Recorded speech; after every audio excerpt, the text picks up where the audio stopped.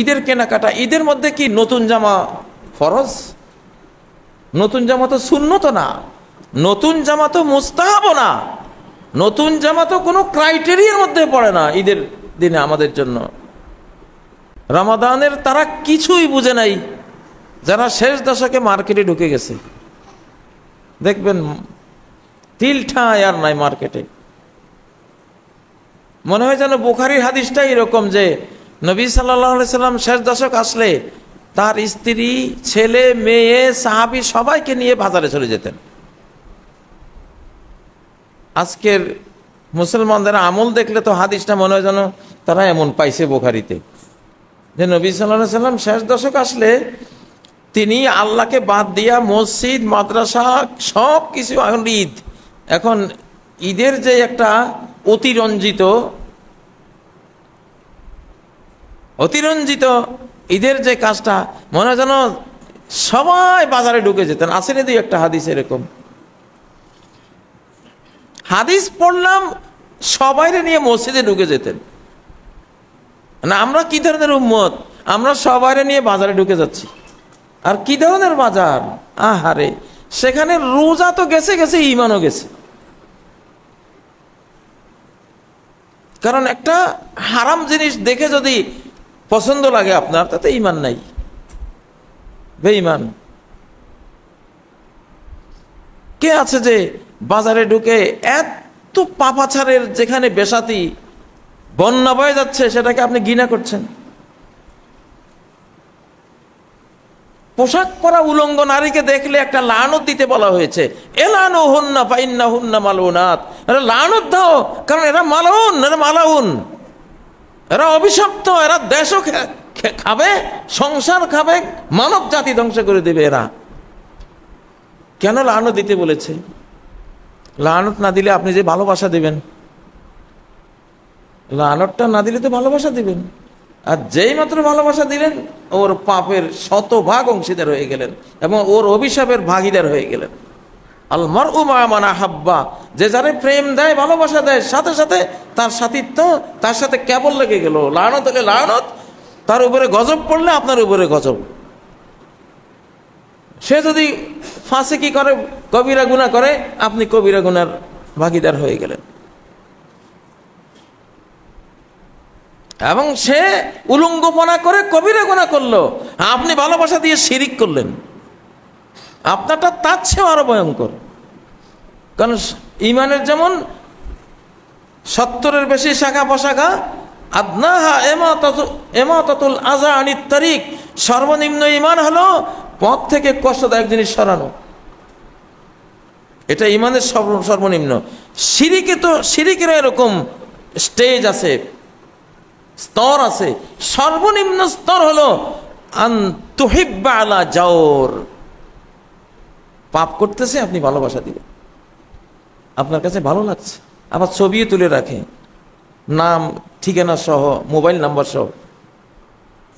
তা আপনি শিরিক করলেন, সে করলো কবিরা গুনাহ, এক স্টেজ নিচেরটা।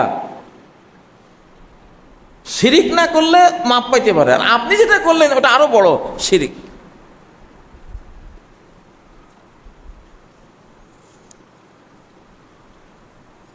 রমজানের অভিশাপটা নিয়ে আমরা এই বরকতময় মাসে ক্ষমা পাওয়া তো দূরে থাক, গোটা হাট বাজারে, নিউ মার্কেটে, শপিং মলগুলোতে উলঙ্গপনার বন্যা বয়ে দিয়ে রমজানের লানত, গজব, অভিশাপ টানতেছি আমরা।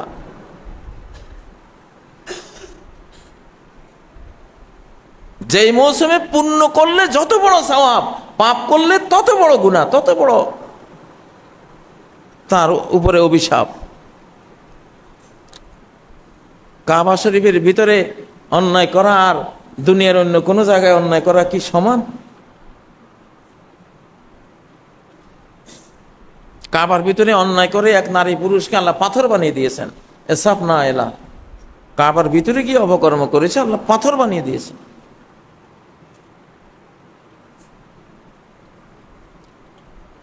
রমাদানের সবচেয়ে বেঁচে থাকার বড় বিষয় হলো জিনা বা বিচার, বেহায়াপনা থেকে বেঁচে থাকা।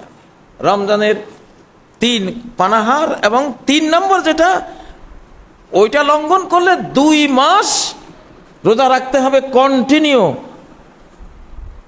আর পানাহার করে রোজা ভাঙলে একটা কাজা করলে হয়। কিছুটা মতানৈক্য আছে, কিন্তু স্ট্রং হলো পানাহার করে রোজা ভঙ্গ করলে একটা রোজা কাজা করলে হবে। কিন্তু যৌন অপরাধ করে যদি রোজা ভাঙে কোনো মাপ নাই, 2 মাস কন্টিনিউ তাকে রোজা রাখতে হবে। তাহলে অপরাধটা, রমজান কি চায়? আপনারা আমরা যেটা এখন এই শেষ দশকে যে একটা অভিশপ্ত পরিবেশ আমরা করে ফেলবো, ঈদের কেনাকাটা, ঈদের মধ্যে কি নতুন জামা ফরজ?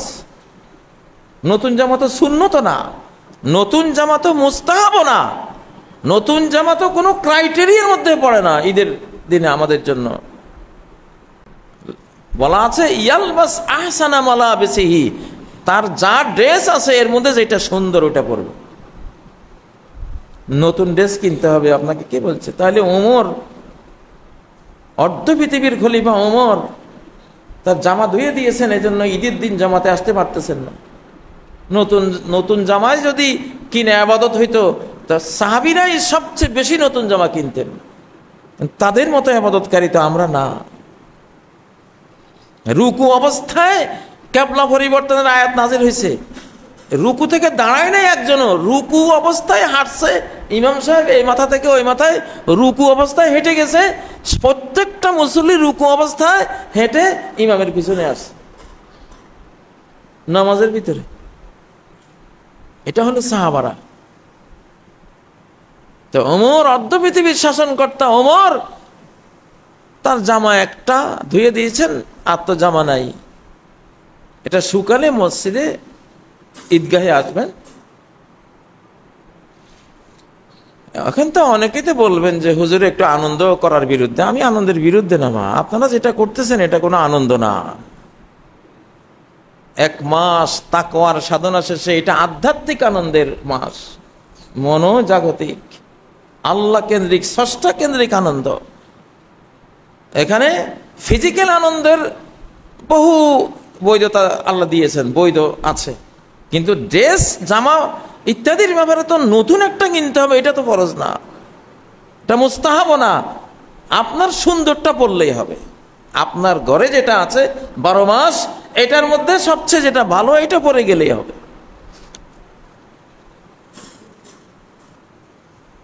কিন্তু আমরা যেটা কোনো সুন্নত মুস্তাহাবের কাতারেও নাই, সেটার জন্য আমরা কিভাবে ফরজ তরক করে গোটা রমজানকে শেষ করে দিই। আল্লাহ আমাদের হেদায়েত করুন। উচিত ছিল কাপড় চোপড়ের ব্যবসা, কাপড় ব্যবসায়ীরা শাবান মাসে শেষ করে দিতেন, রমজান আসলে কোনো কেনাকাটা নাই। নতুন বাংলাদেশে আমরা প্রস্তাব করব এটাই যাতে হয়। রমজানের চাঁদ উঠে গেছে, পোশাক মার্কেট ক্লোজ। সাহাবীরা যেমন বন্ধ করে দিতেন মার্কেট, কেউ নাই মার্কেটে। এখন আখিরাতের কেনাকাটা, জান্নাতুল ফেরদাউসের শপিং, এখন স্বর্ণের দালান, স্বর্ণের প্রাসাদ কিনবো, নদীর মধুর নদী কিনবো, দুধের নদী কেনা বেচা হবে। এক একটা জান্নাত, যার মাটি হবে প্রবাল মুক্তা, গাছগুলি হবে কাণ্ড স্বর্ণের, ডালগুলি হবে স্বর্ণের, মণিমুক্তার। সেখানে একবার যদি সুবহানাল্লাহ পড়ে, আসমান জমিনের স্পেস ভরে যাবে।